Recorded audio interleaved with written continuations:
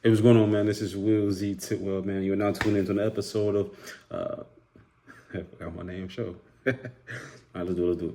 Hey, what's going on, man? This is Will Z Titwell. You are now tuned into another episode of SkyBox Conversations, man. Where we talk all things hoops, man, especially around my favorite team in the league, the Los Angeles Lakers, man.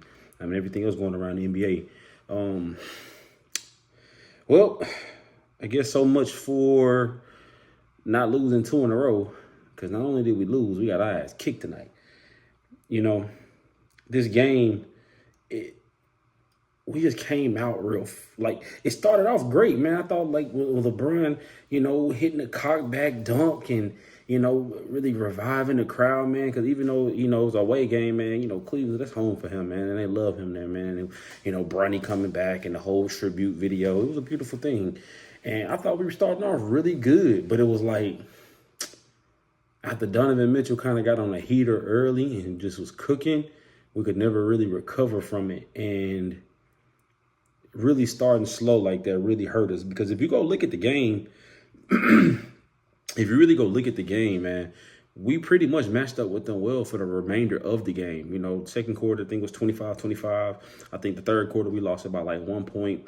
The fourth quarter, we lost maybe by 2 points, bro. Like, we were there with them the majority of the game, after that first quarter. But when you dig yourself a 20-point hole to get out of, it's sometimes, it's 20 points is nothing in the league, but it was hard to get out of it, really, because we just kept shooting ourselves in the foot, if you want to be honest with you. So, this episode, man, is to really kind of break down what went wrong, what didn't go right, and, what really led to this disappointing loss, man, in such a fashion. Like, if you want to be real, just a good old-fashioned ass kicking. One of my main things before the game was making sure that we said LeBron won't struggle again, right? Because you're in Cleveland, your son here, you had a bad game last game. He gonna bounce back. He LeBron James, and he did. He had 26, like 8 rebounds. He had a decent game, a LeBron normal game. Like, that's what he do, right? So it wasn't a shocker there. But like, nobody else came along for the ride.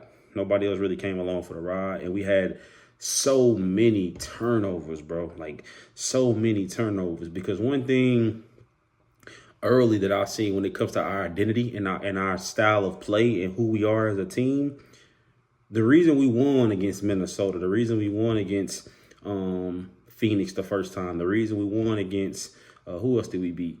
We beat Minnesota, we beat Phoenix. Who was that third game we won, man? It was another game we won. It's not coming to my brain right now. But the reason we went 3-0 in the beginning of the season was because of some of these things that I noticed. We were quicker to the ball. We out-hustled teams. We out-rebounded teams. And we turned those teams over, and we capitalized off those turnovers. And what I noticed tonight in this loss to Cleveland, and kind of impartial a little bit, not so much in that Phoenix game, because that was a very winnable game. But what I noticed for sure in this game tonight against Cleveland is it was the complete opposite. And the surprising thing is that we still won the rebound battle by 1 point. By one rebound. But it was the offensive rebounds in particular. We didn't win that battle. We definitely couldn't keep up when it come to three-point shooting. They shot the lights out. I think we shot like 17%, 20% or something like that. It was really, really bad. We turned the ball over too much. I think we had 20 turnovers to their 12. Offensive rebounds. And then energy and effort, we just kind of still looked a little flat-footed and slow and unenthused, and like we just weren't in the game. And they were getting anything they wanted. They were getting wide open threes, getting to the rack, man, whatever they wanted. Evan Mobley out there looking like an all-star. And that was one of my keys to the game before the game started as well, is like we cannot let them look like a three-headed monster. And even though Darius Garland wasn't necessarily the third person I thought it was going to be, you let Karis LeVert get off. You let Karis LeVert come off the bench and get off, and our bench had no answers. And I'm going to get to that whole thing in a minute about Max. I'm going to talk about that in a minute. I'm going to talk about Max Chrissy. Let me make a note of that, because I'm definitely going to get to him, when it comes to bench productions and things like that. But, yeah, you let Karis LeVert get off. Then you got Donovan Mitchell. He doing what he do. And then Evan Mobley hooping. Evan Mobley had like 25 tonight. And so anything AD did, that was crossed out by him. And so all of the categories where I said that we have to beat people in and day out, which is hard to do on a consistent basis. I understand that. But it at least has to be competitive in order for us to be competitive. And we weren't even close. We weren't even close into those main areas. I know we're not the best 3-point shooting team, but we can't be shooting 17%, right? I understand that, we don't have a bench like we should, man, but only getting another 5 or 6 points from your bench, that's not gonna cut it. When you got Karis LeVert coming off giving them 20. That's not gonna cut it. Then Sam Merrill hitting threes and you got all of these, not even gonna say randoms, no disrespect to them, but you got these bench players, these role players coming off their bench thriving, and ours is doing the complete opposite. Gabe Vincent, 3 points, you know what I'm saying? Connect, I don't think he scored, and if he did, it was in garbage moments. Like, those are not recipes to win, and that is what keeps shooting us in the foot. If we're gonna win, if we're gonna be a team that can go far with this team, it's still waiting on Vando, still waiting on Christian Wood. Yeah, sure. But I don't even know if that would have made much of a difference tonight per se, because if you getting out rebounded on the glass, if you turning the ball over at a high clip like that, and the thing about the turnovers is that it was live ball turnovers a lot of the time. And in those live ball turnovers, Cleveland was getting whatever they wanted. Wide open threes, wide open layups out of those turnovers, and we just couldn't recover from that. Like, it's one thing if you turn the ball over and the team go down and they not converting off of those very much, right? Or converting off some, right? But I think they had like 30 points, 30 plus points off of our turnovers. And that's the ball game. We lost about 25. That's the ball game right there, bro. You know what I'm saying? And it was just weird to see. Like, it was one play where I think maybe Max threw a turnover trying to do an entry pass to LeBron in the post or mid post. And somebody just came through, swiped it, threw it out to Evan Mobley, easy lay on the other end. Nobody even got back, and it was just like, that was the epitome of our game today. We had so many mistakes, and Cleveland capitalized on every single one of them. They played a nearly flawless game, and I think in the first half, bro, they shot like damn near 70+%. So it was that too. They just couldn't miss. Like, Cleveland just could not miss tonight, and so that was the other half of it too. We lost in all the areas we were supposed to win. Cleveland was automatic, and they capitalized off our mistakes. Those are the main 3 things. And then our bench, again, is non-existent. I think you're trying to put too much on Dalton Connect too soon. Even though I did say the other day I would like him to play more minutes, I think we still have to understand that he's a rookie. And, yeah, he had 35 in preseason, but this ain't preseason. This is that real deal. And I think people are trying to put too much on him, expecting him to come in and still have that same type of production in the real league, and it's just not that, right? People know he's a shooter. They in his shit. And now he got to break somebody down. I don't think he's there yet to be able to do that quite yet. Or maybe he's just not having opportunities to. One or the other. But I think we're putting too much on him. Gabe Vincent has not been Gabe Vincent of Miami Heat Gabe Vincent yet. He ain't been that guy yet. Then in Miami, Gabe Vincent was doing everything. I mean, he looked like an all-star. He ain't did shit yet for us. He ain't did none of that yet. And because of that, our bench is really struggling, and I think they was relying on him heavily for that. Max Christie, he ain't did shit. He ain't did a goddamn thing yet. And that's hurting us too, because the Lakers supporters and Lakers fans were so mad at Darvin Ham. We were so upset with Darvin Ham. Man, you got to play Max, man. He's a young guy coming up, and we were watching these other guys around the league that were in his class, or maybe even younger than him, or maybe came in right before him, that were giving their guys time to develop and giving them real reps. And we were mad that we weren't doing the same thing and developing our players and bringing them up through our programs, like a Christian Brown in Denver, right? He's been making a great impact. Or like I said, Ryan Dunn in Phoenix. Like, those guys are being developed day in, day out. And the same thing is what happened with Max. But now Max is getting an opportunity, y'all, and he's wetting the bed. He's shitting the bed. He is shitting the bed. He had 1 point.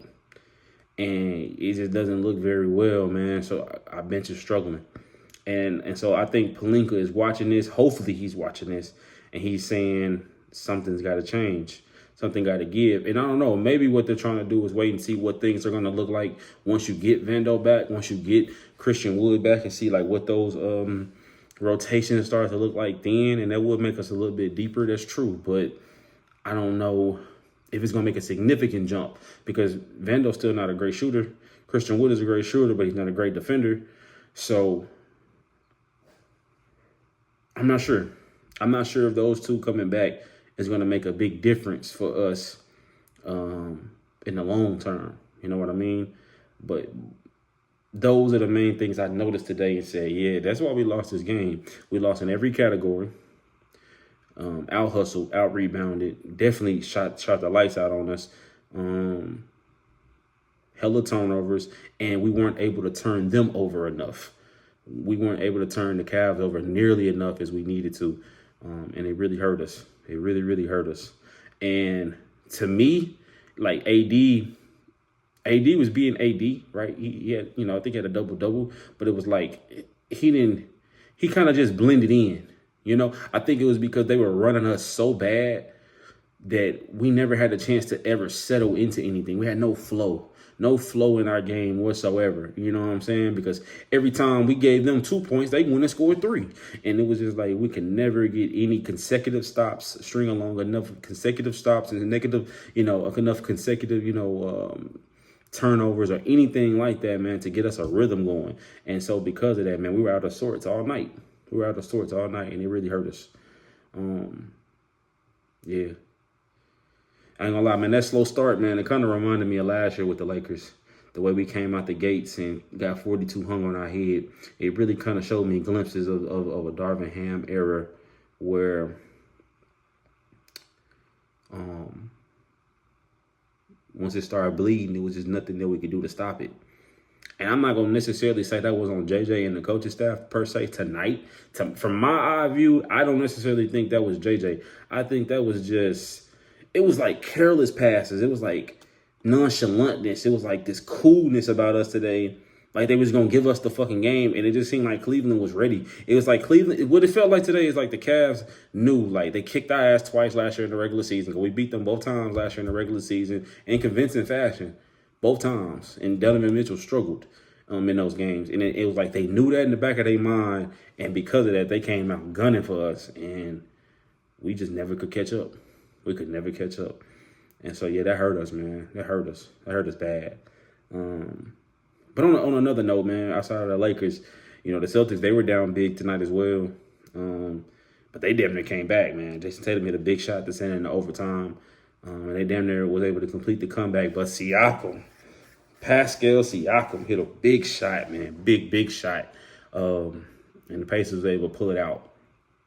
Now, the thing is, was this game where the Celtics almost came back from 20-plus down, 24 down, and almost was able to win, but they weren't able to pull it out. I think Jaylen Brown airballed on the last chance. Was that win more about the Celtics losing, or was it more about the Pacers stepping up and coming through? For me personally, I think kind of what we talked about on the other day, the Celtics are so good, but I think sometimes they forget that. I think sometimes like Jason Tatum and them forget. Jason Tatum forget he's 6'10" with a 7-foot wingspan and can jump out the gym and can literally get whatever he want, even outside the 3.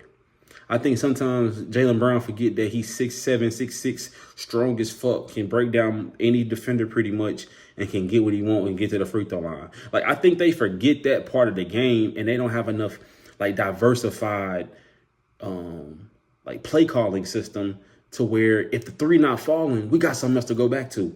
And it's like they live and die by the 3, literally. And if it's not falling, they going to die on that sword. And nobody going to say nothing because they won a championship doing it. Now, granted, they won a championship in one of the easiest ways possible, right? They won in one of the easiest ways possible. But it seems like Missoula and that coaching staff and that team is like, man, no, don't change shit. Keep doing it. Even if it ain't working. And that's kind of weird to me. That's kind of weird to me because you got some all-stars on that team that can get a bucket any type of way. And you want to just keep doing the same thing. So that confuses me about that team. And I'm going to see, like, is they going to come back to bite them this year? Because if you got a healthy New York, you got a healthy 76ers, you got a healthy, who else could potentially come out of it? Shit, a healthy Cleveland. If you got these healthy teams, I don't know if Boston has that cakewalk to the finals again, in my opinion, especially if you're going to play like that. If you're not going to go to switch it up, you're not going to put JT at the high post. You're not going to put JT in pick and roll action. You're not going to put Jaylen Brown in, in the post and let him post up and find mismatches. Like, if you're not going to do some of these different things, then I don't know if you're not going to put Derek White in the post. He's a great post player. Like, he's a great post player for a guard. Like, if you're not going to do these things, I don't know if you beat New York. I don't know if you beat Philly. I don't know if you beat Cleveland in 7 games when they healthy. If you're going to live and die by the 3. I don't know. I don't know if that's possible. But that's just me. That's just my personal opinion. And on the other side, for the Pacers, Rick Carlisle is a great coach. A championship, coach, man. He done this for a long time. Shit, longer than I've been born. But in my opinion, Tyrese Halliburton has shown that he's an all-star, but he has a ceiling. Tyrese Halliburton is an all-star, but he has a ceiling. And in my opinion, you brought Pascal Siakam in not only to be your closer, to be the one that will get you a tough bucket. And you didn't bring him in not only for that, but I think you really got to go and give him the reins and the keys to the ship and say, this is your team. Halliburton is our general, our floor general. He'll hit timely buckets too. He can go off at any moment. We get that. But Siakam, this is your team. We go as far as you take us. Because I think trying to give all that to Tyrese Halliburton, I think he has shown time and time again that I don't know if he's the guy to go out and consistently get you, 30 and 10. I don't know if he's that person. I don't know. I don't know. Because, like, even though it's early in the season, I may be saying this prematurely, whatever. But to me, if it's my team, I'm giving the keys to Siakam. Tyrese, you my 1B, right? Mathurin, you a big part of this because Mathurin was hooping tonight. He a big reason they won this game tonight. But yeah, that's what. If I'm the coach of that team, that has to be clear because sometimes I feel like he still tries to give it to Tyrese Halliburton because he's an all-star. He's a gold medalist and all of these things, which is great. But I don't know if he's the piece as the 1A that's going to get you over the hump. See, I can gotta have that ball. What they do at the end, they put them in a 2-man game between them two. There's your 1A, 1B, so that's a 2-man game you're gonna run. But who took the shot? Siakam, and he knocked it down. That's who got to be your guy. And I think this game was more about the Celtics living and dying by the 3, and they dug themselves a hole. But hell, the reason the Pacers won is because they put the ball in the hands of their superstars, and that's Pascal Siakam. Point blank period. He's 6'10". He was able to get that shot off over Derek White. Derek White didn't even phase him, and it was money. So, big shot. It was tough, man. So, there's so much that we could talk about tonight, man. But again, my main goal tonight was just to kind of highlight what happened in that Lakers game, why we fell short. And I want to just highlight real quick that Celtics and that Pacers game because that was dope, and that was a great game. And so I'm going to leave it there, man. I'm going to wrap it up there. And I hope I said something that kind of helped digest the game easier and understand the game easier, man. And that's just my take. Man, I really appreciate you guys tuning into the episode, man. SkyBox the podcast. Be sure to tune in for the next game. I think we got a game Friday. Friday, I think we'll be in Toronto, if I'm not mistaken. So I'll be back in to come back with some post-game comments, man, and kind of highlight the other games going on around the league. And we're just going to go from there, man. I love y'all, man. See y'all next time. Peace.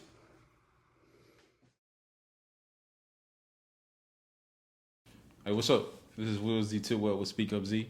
And I just want to take a quick second just to thank you for tuning in to this latest episode of Speak Up Z, the podcast. And my only goal with this platform is to motivate you, inspire you, and educate you around all things life, business, and mental health, whether it's myself or me bringing on a special guest. So I just want to thank you guys for tuning in. We don't ask for any type of monetary gains or anything like that. The best thing you could do for us is just like and subscribe to the channel. Until next week, we'll see y'all later. Peace.